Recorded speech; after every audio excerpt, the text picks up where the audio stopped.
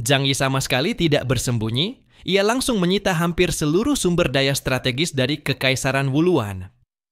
Sisa-sisa yang tak seberapa, seperti bahan makanan, dan sebagian kecil peralatan mekanis canggih, ia tinggalkan untuk orang-orang di 6 wilayah, agar mereka bisa ikut merasakan sedikit keuntungan. Meskipun pihak 6 wilayah telah mengirimkan pesan ke markas pusat, namun karena tidak mendapat balasan dalam waktu lama, mereka pun menyadari bahwa jalur komunikasi telah diblokir. Tak seorang pun berani bertindak gegabah. Dalam pertempuran ini, kekuatan yang ditunjukkan tim dari kota Tianhai cukup untuk memusnahkan mereka semua dengan mudah. Di hadapan kekuatan absolut, sisa-sisa niat tersembunyi di hati mereka pun sepenuhnya lenyap. 1 hari pun berlalu begitu saja. Kekaisaran Wuluan masih menampilkan pemandangan indah penuh kobaran api dan asap perang, sementara jeritan menyedihkan para manusia kadal terdengar begitu menyenangkan di telinga para pemenang. Barulah kemudian Zhang Yi membuka saluran komunikasi, mengirimkan kabar kemenangan kepada para petinggi di 6 wilayah. Kekaisaran Wuluan sudah ditaklukkan. Selanjutnya, kami akan butuh beberapa hari untuk membersihkan medan perang, jadi jangan khawatir. Kata-kata yang sederhana itu sudah cukup untuk membuat para pemimpin 6 wilayah begitu bersemangat hingga kehilangan kendali. Sialan, luar biasa. Di wilayah Laut Timur, Ling Guangxiao menepuk meja dengan keras sambil berdiri, bahkan tak peduli bahwa telapak tangannya sampai memerah. Matanya dipenuhi urat darah. Sejak kemarin, sejak pasukan besar berangkat hingga saat ini, ia belum memejamkan mata sedikit pun. Ia benar-benar tak bisa tidur. Pertempuran untuk nasib bangsa. Jika gagal, seluruh negeri Huaxu mungkin akan lenyap dari dunia. Bagaimana mungkin ia tidak cemas? Faktanya, bukan hanya dia. Malam itu, tidak satu pun dari para pemimpin 6 wilayah yang mengetahui situasi sebenarnya bisa memejamkan mata. Oleh sebab itu, wajar jika kegembiraan Ling Guangxiao tak bisa dibendung. Ia mondar-mandir di dalam kantornya, tertawa terbahak-bahak seperti orang gila. Luar biasa, benar-benar luar biasa. Hahaha, Zhang Yi, kau gila hebat, kau benar-benar luar biasa.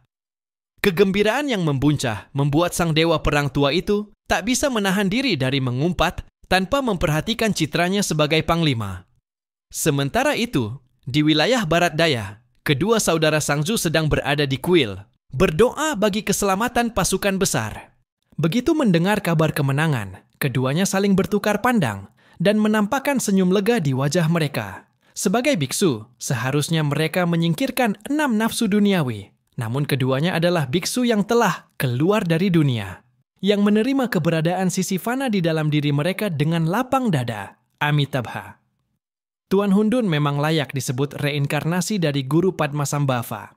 Menurutku, ia bahkan tak seharusnya disebut reinkarnasi dari Padmasambhava. Sang guru hanya mampu menaklukkan bangsa iblis di negeri iblis, sementara Tuan Hundun jauh lebih hebat darinya. Kalau begitu mulai sekarang, kita umumkan saja kepada dunia bahwa dia adalah reinkarnasi Buddha. Berlebihankah? Luoju hanya bisa menggeleng tak berdaya. Tak lama kemudian, di kalangan sekte Tantra pun mulai beredar kabar. Sangzu berkata bahwa Tuan Hundun telah melampaui kedudukan Buddha dalam ajaran mereka. Di wilayah Jiangnan, setelah menerima kabar dari Zhang Yi, Zhu menghela napas panjang penuh kelegaan. Kalau sudah menang, cepatlah kembali. Selama kalian tidak ada, aku selalu merasa khawatir. Kegembiraannya wajar, tapi ia juga masih takut jika Gao Changkong akan datang menuntut balas. Namun hingga kini, rasa gentar terhadap Zhang Yi sudah benar-benar hilang dari hatinya. Manusia hanya akan iri dan takut pada mereka yang dulunya lebih lemah, namun kini melampaui dirinya sedikit. Namun, ketika seseorang sudah jauh melampaui, rasa itu akan berubah menjadi kekaguman. Zhu Cheng kini mulai mengagumi Zhang Yi. Bercanda, bagaimana mungkin seseorang yang mampu memusnahkan peradaban bawah tanah peduli pada kekuasaan kecil seperti yang dimilikinya di wilayah Jiangnan? Sekarang, Zhu Cheng hanya berpikir bagaimana caranya bisa menempel erat pada Zhang Yi di masa depan. Reaksi dari setiap wilayah serentak menggema dengan semangat yang tak terbendung. Dalam waktu 1 hari itu, tidak ada kejadian tak terduga yang terjadi di negeri Huaxu. Karena seluruh operasi militer besar-besaran dilakukan secara diam-diam, berkat cara Zhang Yi memindahkan pasukan dengan rahasia, dunia luar pun sama sekali tidak menyadarinya. Ditambah lagi, karena perang berlangsung di bawah tanah, hingga kini, tak ada satupun pihak luar yang tahu bahwa Kekaisaran Wuluan yang dulu sombong, tak terkalahkan telah hancur di tangan pasukan gabungan Huaxu. Di wilayah Shengjing, Meng Yuanjun menembus badai salju dari utara, mendorong pintu kuil Dewa Bumi Houtu dengan penuh semangat. Ia berkata dengan gembira, "Houtu, kita menang! Kita menang! Hanya dalam 1 hari, Kekaisaran Wuluan musnah. Ini pencapaian yang belum pernah ada sebelumnya." Wajah Meng Yuanjun berseri-seri. Ia berjalan hilir mudik di dalam kuil dengan gembira. Lihatlah dunia hari ini. Negara mana yang memiliki kekuatan seperti ini? Mulai sekarang, negeri Huaxu berdiri di puncak dunia. Dan setelah kemenangan ini, kekuatan manapun harus berpikir 1000 kali sebelum berani menentang kita. Houtu perlahan membuka matanya. Wajahnya tetap tanpa ekspresi, namun matanya tampak lebih lembut. Ia dapat merasakan boneka yang dikendalikannya telah digunakan, menandakan bahwa Zhang Yi pasti sudah bertarung sengit dengan Zheng Lou. Sayang sekali, ia harus tetap berjaga di negerinya sendiri dan tak bisa turun langsung ke medan perang. Namun, Zhang Yi tetap menang. Ia memimpin pasukan Huaxu meraih kemenangan mutlak dengan kecepatan yang luar biasa. Benar-benar menakutkan. Houtu bergumam pelan. Meng Yuanjun tertegun. "Houtu, apa yang kau katakan?" Houtu menjawab, "Aku bilang, orang yang disebut Hundun itu benar-benar menakutkan." Ia terdiam sejenak, lalu menggeleng dan berkata pelan, "Tidak. Lebih tepatnya, mereka semua benar-benar menakutkan." Kegembiraan Meng Yuanjun sedikit mereda. Ia berpikir sejenak, lalu bertanya, "Maksudmu, tim Hundun yang menakutkan?" Ia tersenyum. "Tapi menurutku itu bukan hal buruk. Semakin kuat mereka, semakin kuat pula negeri Huaxu." Houtu tidak menjawab lagi. Ia hanya merasa sedikit iri. Meski selama ini ia menganggap dirinya orang yang tenang dan tak haus akan nama besar, tak peduli pada gelar petarung terkuat negeri Huaxu. Namun kini, Zhang Yi begitu cepat menyalip ketenarannya, bangkit menjadi sosok luar biasa yang melampaui batas manusia. Di dalam hatinya, ada sedikit rasa tak rela. Ternyata, ia pun tidak setenang yang ia bayangkan. Bagaimanapun juga, ini semua kabar baik. Sudah cukup. Ia menarik napas panjang, bangkit dari duduknya, lalu menatap Meng Yuanjun dengan tenang. "Bagaimana dengan hal-hal yang kusuruh kau persiapkan? Sudah sejauh mana?" Senyum di wajah Meng Yuanjun perlahan memudar. Suaranya menjadi tenang. "Sudah hampir siap. Kau ingin melihatnya sekarang?" Houtu mengangguk. "Mari kita lihat." Meng Yuanjun mengulurkan tangan, mempersilakannya keluar dari kuil Dewa Bumi. Keduanya naik mobil menuju sebuah fasilitas penelitian rahasia di pusat kota Shengjing. Tempat itu terletak di kedalaman lebih dari 1000 meter di bawah tanah. Dilihat dari skalanya, fasilitas ini tak kalah dengan pusat penelitian di wilayah Jiangnan. Bahkan mungkin lebih luas. Dahulu, demi membangun basis penelitian ini, mereka sampai meminta Zhong Yue untuk turun tangan, membuka ruang bawah tanah yang sangat besar. Kini, meski orang itu telah tiada, fasilitas ini justru semakin berkembang dan membesar. Keduanya melewati lorong-lorong panjang dengan penjagaan ketat, hingga akhirnya tiba di ruang bawah tanah yang sangat luas. Melalui dinding kaca, di hadapan mereka tersaji pemandangan menakjubkan. Bertumpuk-tumpuk, ratusan ribu kapsul nutrisi kecil, berjajar dalam barisan tak berujung. Di laboratorium bawah tanah kawasan Agung Shengjing, terdapat ruang besar yang suram dan remang. Di dalamnya berderet-deret tabung nutrisi. Cairan nutrisi berwarna kuning pucat memenuhi wadah transparan yang panjangnya hanya sekitar 30 cm. Di atas wadah itu terhubung pipa-pipa yang menyalurkan berbagai zat nutrisi ke dalamnya. Seluruh ruang bawah tanah itu amat luas. Dari balik dinding kaca, bahkan tidak terlihat ujungnya. Namun, dalam kegelapan samar itu, bisa terlihat ada sesuatu di dalam tabung-tabung nutrisi yang bergerak perlahan, seolah menggeliat. Houtu menatap sekilas, lalu perlahan menutup matanya. Meng Yuanjun menyilangkan tangan dan berkata, "Sulit diterima, ya? Tapi tak perlu begitu. Dari sudut pandang bioteknologi, mereka sekarang belum bisa disebut manusia." Houtu menarik napas dalam-dalam. Ketika ia membuka mata lagi, sorot matanya sudah setenang permukaan air telaga. "Tidak apa-apa. Di sini ada berapa banyak?" "Gelombang pertama sekitar 60.000. Kami sudah melakukan eksperimen. Pada bulan keempat masa embrio, akan muncul reaksi spiritual. Jadi bisa disimpulkan, pada bulan keempat, aturan dunia ini akan memasukkan pecahan eter ke dalam tubuh embrio manusia." Meng Yuanjun tersenyum kecil. "Aneh, ya? Bayi dalam tahap embrio justru memiliki spiritualitas yang lebih murni daripada orang dewasa. Laboratorium bawah tanah yang luas itu memang digunakan untuk menciptakan embrio manusia dengan teknologi biologi canggih. Setelah 2 kali zaman mutasi besar, para manusia luar biasa tersebar di mana-mana, dan di antara mereka banyak yang ahli dalam bioteknologi. Mengkloning sel punca dan memproduksi embrio secara massal sebenarnya bukan hal yang sulit. Kesulitannya justru terletak pada satu hal. Jika teknologi dipakai untuk mempercepat pertumbuhan embrio, kualitasnya akan menurun drastis. Bahkan bisa melahirkan tanpa otak, sebuah cangkang kosong yang tak bisa menerima kekuatan spiritual. Oleh karena itu, satu-satunya cara adalah membiarkannya tumbuh secara alami. Waktu 4 bulan adalah yang tercepat sejauh ini untuk mendapatkan embrio yang memiliki daya spiritual. Houtu menyentuh lembut dinding kaca di depannya dan berkata lirih, "Saat aku pergi ke bawah pegunungan Qinling, aku bertemu dengan seorang tetua dari ras naga. Ia memberi peringatan samar kepadaku bahwa generasi manusia sekarang memiliki keunggulan yang tidak dimiliki oleh ras lain. Setelah kembali, aku terus berpikir, apa sebenarnya keunggulan itu? Apa yang hanya bisa dilakukan oleh manusia generasi ini? Kemudian, aku mulai meneliti sejarah, bahkan sejarah peradaban purba, yang tidak tercatat dalam naskah resmi. Seekor naga hitam pernah menceritakan sebuah kisah kepadaku. Ia berkata, ketika kiamat tiba, demi kelangsungan ras mereka, banyak dari bangsa naga rela mengorbankan diri, berubah menjadi kekuatan penyegel dewa raksasa Druk. Jadi, apa arti sejati dari kehidupan itu sendiri? Houtu tersenyum hambar dan menggelengkan kepala. Pencipta membentuk manusia hanya sebagai alat pengamat. Jadi, kenapa kita harus terlalu tinggi menilai diri sendiri? Bukankah manusia juga bisa menjadikan dirinya sendiri sebagai alat?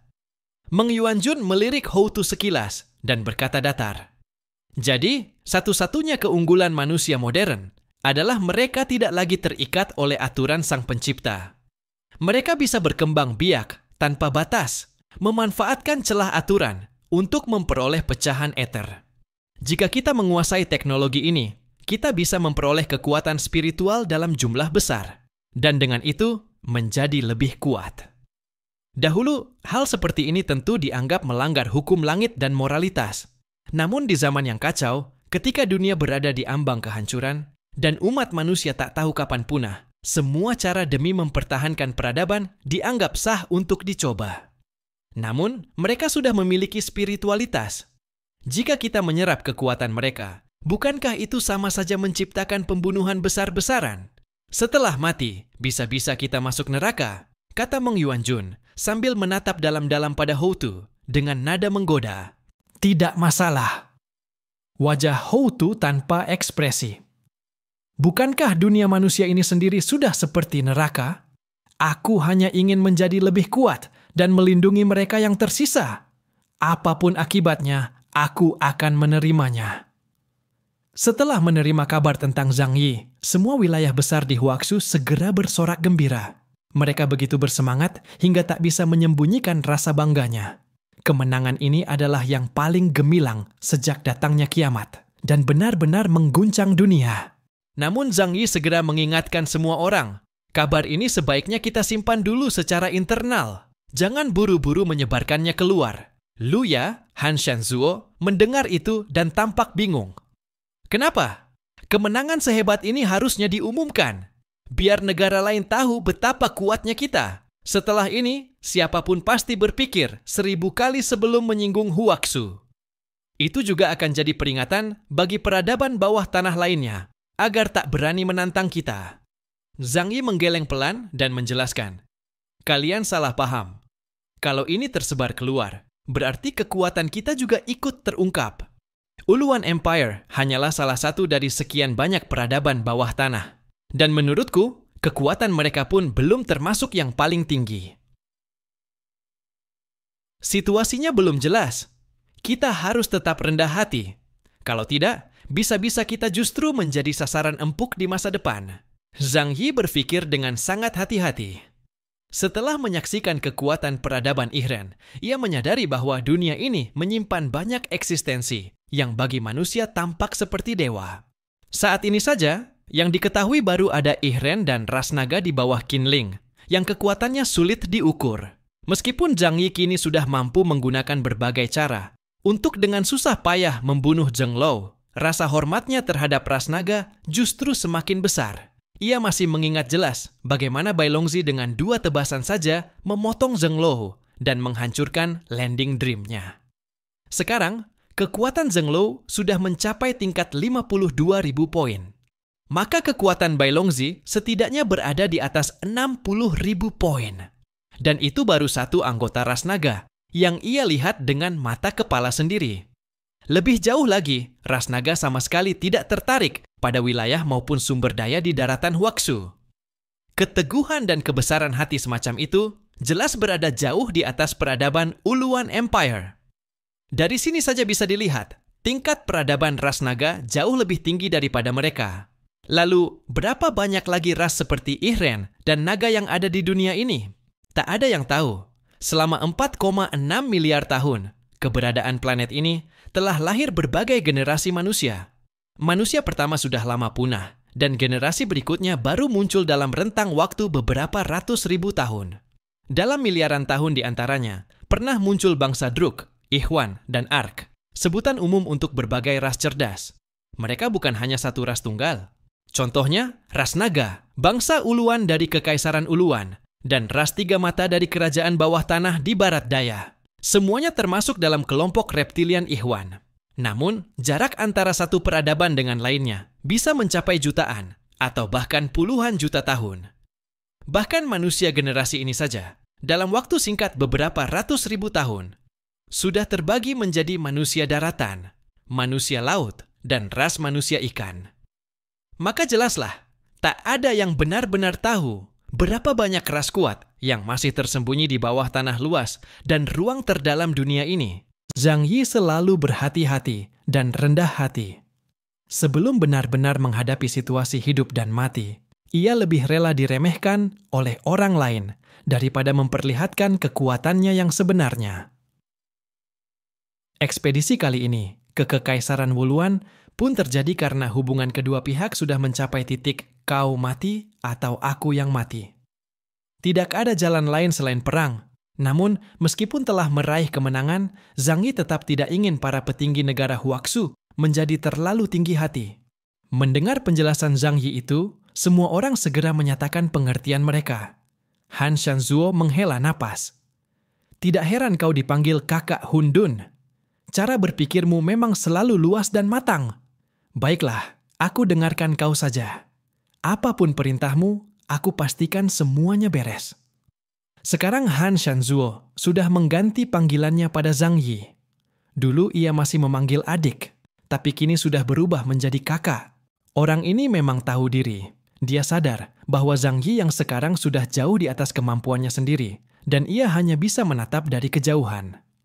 Di saluran komunikasi, Meng Yuanjun tersenyum santai dan bertanya, Hundun, aku ingin bertanya satu hal saja. Sekarang setelah Kekaisaran Wuluan ditaklukkan, hasil rampasannya pasti tidak sedikit, bukan? Begitu kalimat itu keluar, para pemimpin dari tiap wilayah besar langsung memperhatikan pembicaraan itu. Bahkan pemimpin wilayah Barat Daya yang dikenal rendah hati dan tenang pun ikut melirik. Ekspedisi kali ini memang membuat seluruh wilayah hampir menguras cadangan mereka demi mendukung perang Zhang Yi. Sekarang saatnya membagi kue kemenangan. Semua orang tahu aturan. Sesama saudara pun, urusan harta tetap harus dihitung jelas. Semua menunggu saat ini dengan penuh harap. Zhang Yi tersenyum tipis. Tenang saja, di sini ada sangat banyak sumber daya strategis. Aku akan membaginya sesuai dengan kontribusi yang kalian berikan. Hahaha. Dengan ucapanmu itu, kami jadi tenang. Hundun, kalau nanti ada misi seperti ini lagi, kami pasti mendukungmu tanpa ragu. Semua orang sudah sangat mengenal sifat Zhang Yi. Tak satu pun dari mereka berani bodoh dengan menanyakan secara rinci berapa banyak bagian yang akan didapat. Bagaimanapun, dalam perang kali ini, tim Zhang Yi dari kota Tianhai telah memberikan setidaknya 95% tenaga mereka. Sementara wilayah lain hanya sekadar membantu di saat kemenangan sudah di depan mata.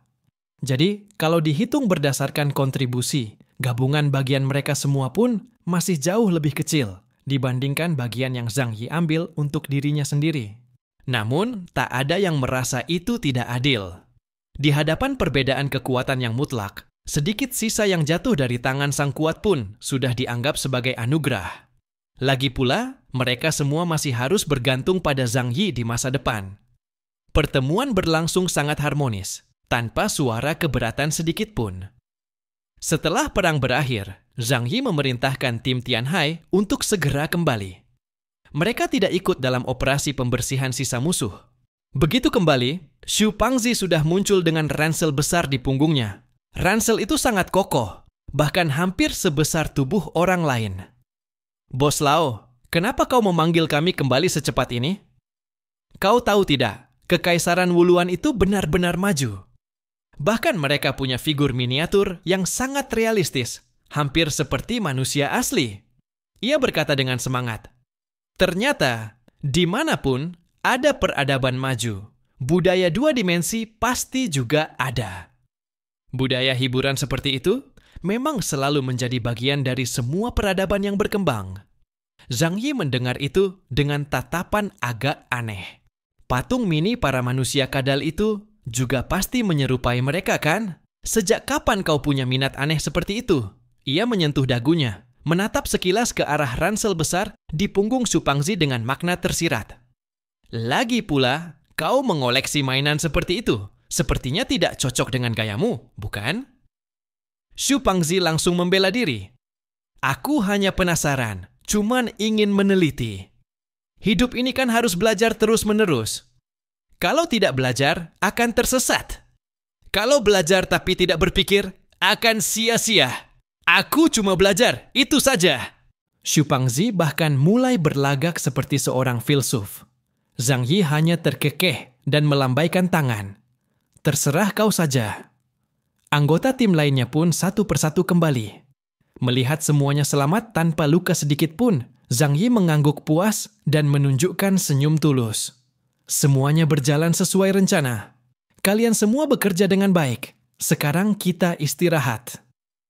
Saat menyusun strategi pertempuran, Zhang Yi memang selalu memberi perlakuan khusus bagi timnya sendiri, memastikan keselamatan mereka di atas segalanya. Paman Yu yang tubuhnya masih berlumuran darah hijau para manusia kadal mendekat dengan penuh semangat. Zhang Yi, aku sedang berada di puncak semangat bertarung. Kenapa tiba-tiba kau memanggil kami pulang? Ada urusan penting ya? Zhang Yi duduk di atas singgasana emasnya, menyilangkan kaki, lalu tersenyum. Tidak juga. Hanya saja, sebagian besar sumber daya strategis Kekaisaran Wuluan sudah kukumpulkan semuanya. Jadi, biarlah pembersihan sisa-sisa medan perang dilakukan oleh para pejuang dari wilayah lain. Setidaknya mereka bisa merasakan sedikit manisnya kemenangan. Mendengar itu, semua orang mengangguk setuju. Lao Zhang, sebenarnya kita dapat berapa banyak sih kali ini? Boleh tidak aku lihat? Mata Deng Shentong berkilat penasaran. Setelah melalui pertempuran hebat, mereka seperti pemain game yang baru menamatkan level sulit, ingin sekali melihat hadiah akhirnya. Zhang Yi menatap sekeliling. Tatapan semua orang dipenuhi rasa ingin tahu dan antusiasme. Ia pun tersenyum. Baiklah, aku bisa tunjukkan kepada kalian. Tapi, wajahnya berubah serius. Kalian harus janji tidak membuka mulut kepada siapapun setelah ini. Termasuk, Ia menatap Deng Shentong dengan tajam. Lao Deng, bahkan kepada pamanmu sendiri pun jangan sampai bocor. Mengerti? Mata Deng Shentong langsung membesar. Artinya, hasil rampasan kali ini sudah mencapai tingkat yang bahkan sulit dibayangkan ya? Zhang Yi mengangguk pelan. Benar. Deng Shentong mulai terengah-engah karena terlalu bersemangat. Ia melangkah 2 langkah ke depan, membuka tangannya. Lao Zhang, kau tahu kan? Aku selalu menganggapmu seperti saudara kandungku sendiri, teman sejati. Zhang Yi memutar matanya. Cukup. Kita semua sudah saling tahu. Tidak usah basa-basi. Tatapan Zhang Yi lalu menyapu seluruh ruangan. Semua yang hadir adalah anggota inti timnya sendiri. Deng Shentong hanya setengah anggota tambahan, sementara 1 orang baru di sana, Qing Niao, alias Li Yangyang. Tatapan Zhang Yi berhenti sejenak padanya. Li Yangyang tersenyum halus. Kalau kehadiranku di sini tidak pantas, aku bisa keluar dulu. Tidak perlu. Zhang Yi menyandarkan kepalanya pada telapak tangan, lalu berkata tenang. Kalau sudah mempercayai seseorang, jangan curiga. Kalau sudah curiga, jangan mempercayai. Sekarang kau sudah menjadi bagian dari tim ini. Tidak perlu ada yang disembunyikan. Sebenarnya, hal ini pun tidak perlu terlalu dirahasiakan dari wilayah Agung Shengjing. Kalaupun Li Yangyang melapor kepada mereka, apa yang bisa mereka lakukan? Meskipun Zhang Yi tidak membagi satupun bagian kepada mereka, para pejabat di Shengjing juga tidak akan berani menuntut apa-apa. Tentu saja, Zhang Yi bukanlah orang yang tidak berprinsip. Ia memberi isyarat kepada Yang Xinxin untuk membuka daftar hasil rampasan.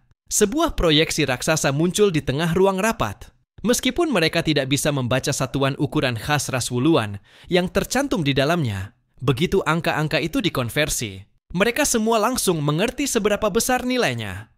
Angka astronomis.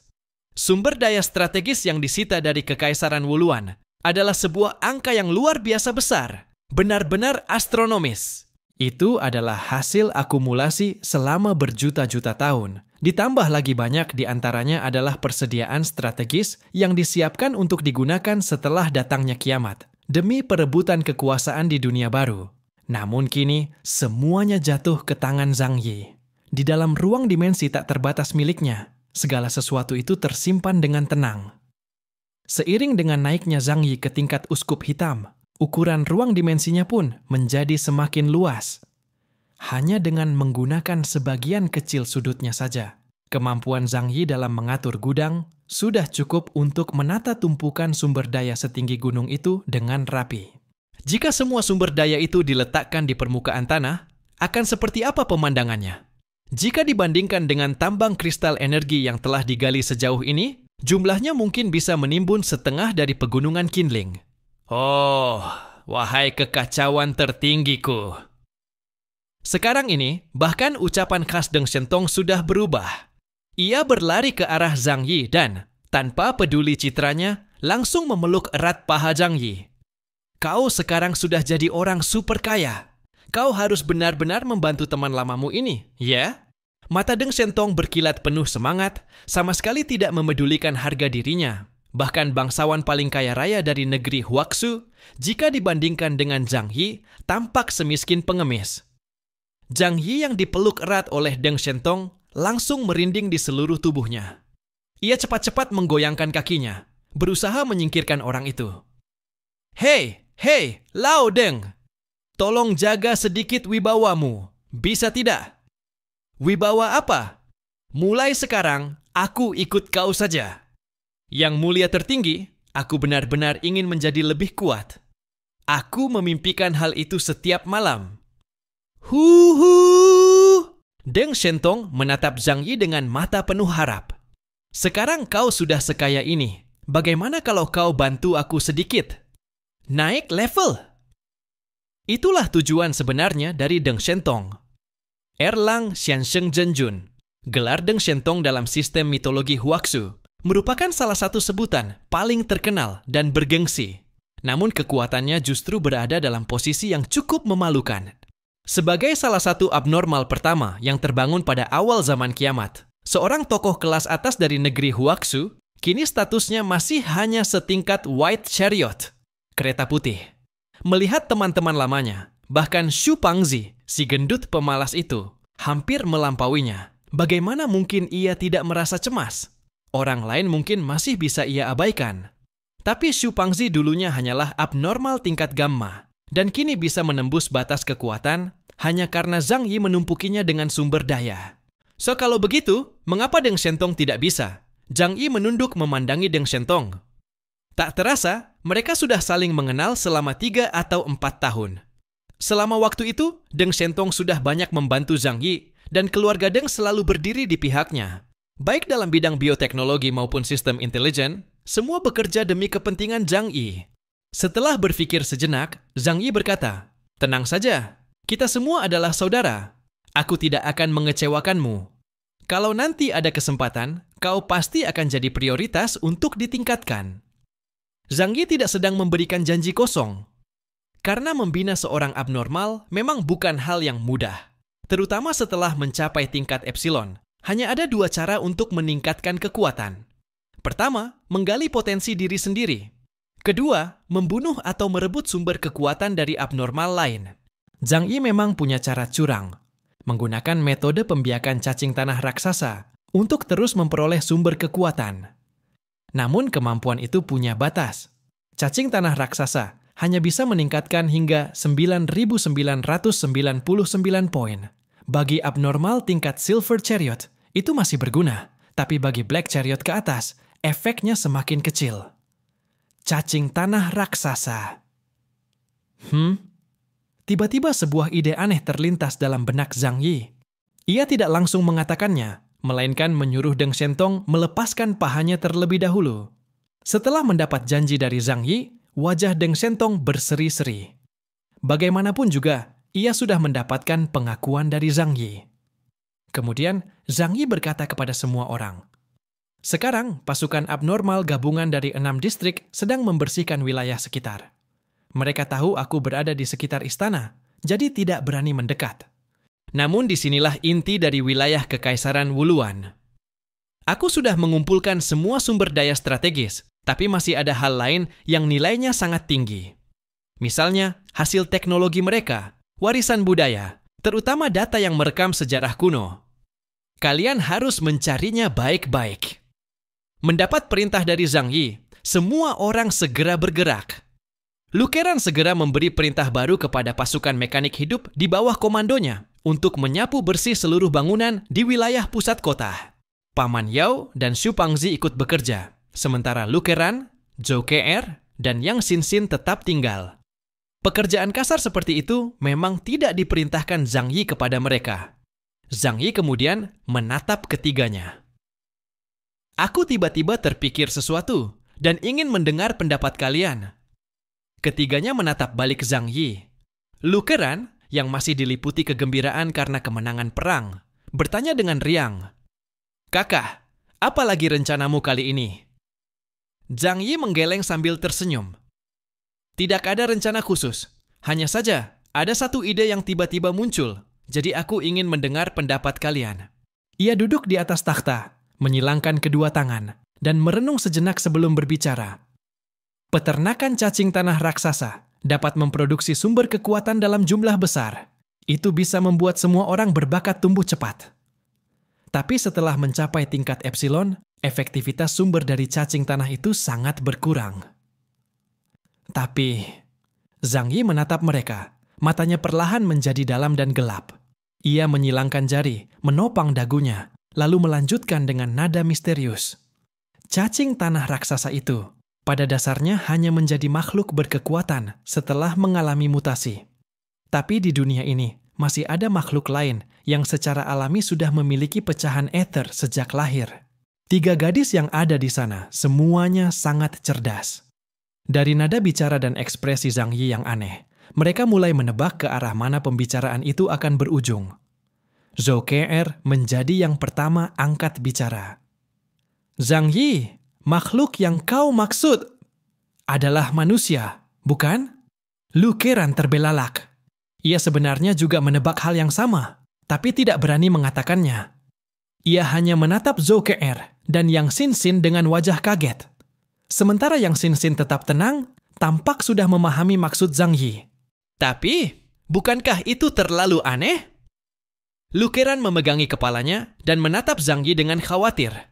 Kakak, jangan bilang kau berencana menggunakan metode pembiakan cacing tanah raksasa untuk membiakkan manusia. Setelah manusia itu matang, lalu dibunuh untuk diambil sumber kekuatannya, itu akan terlalu kejam. Zhang Yi menarik napas panjang, menggeleng pelan, dan berkata, "Tidak, aku belum berpikir sejauh itu. Hanya saja, ide itu tiba-tiba muncul di pikiranku. Peraturan alam kekacauan melindungi manusia pada generasi sekarang secara khusus. Setiap manusia yang lahir akan mendapatkan pecahan ether dari dimensi yang lebih tinggi. Aku rasa ini seperti sebuah bug dalam sistem. Xin, kau ahli komputer. Dari sudut pandang pemrograman, bagaimana menurutmu ideku ini?"